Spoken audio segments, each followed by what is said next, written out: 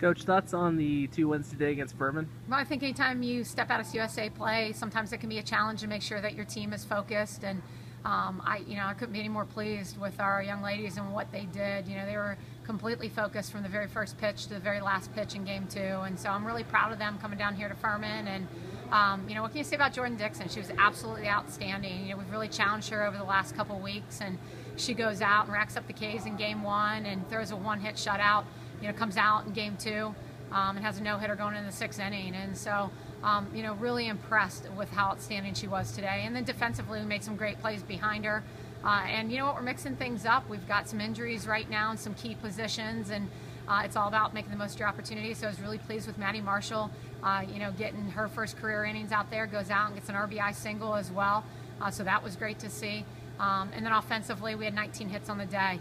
And so it's nice, again, to have different athletes step up in the lineup. I think Cook did a good job. Rock hit the ball really hard today. Cooper continues to hit the ball hard and did some great things at the plate as well.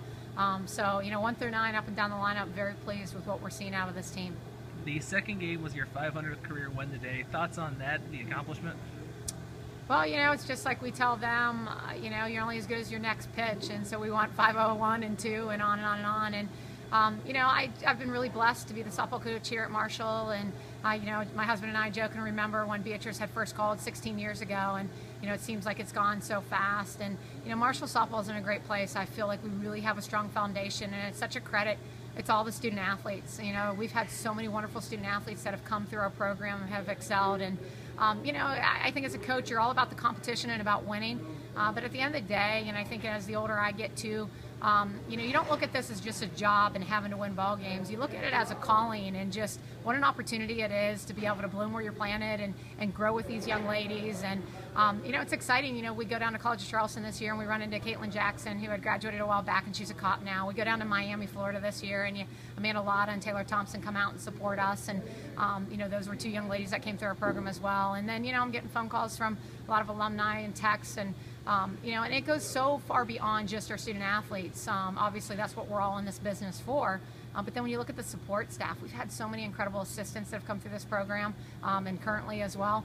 We got somebody like Scott Hall, who's been with me for, gosh, I don't know how many years, and has been so many part of those wins, and he does everything from video to radio, and sports information and trainers and all their doctors back home. And I get a text from Norma and Dot, who are watching or listening in from France, and it goes to show Jim Summers and the Atlanta Herd Club members showing up today here in Greenville. And I know when you mention people, you start to leave things out, but what I really want people to hear and understand is it's so easy to look at the product on the field and don't realize everything that goes in behind it and all the people that have made Marshall softball what it is today. So I'm just really appreciative from the administration on down through everybody else that's ever been affiliated with Marshall softball.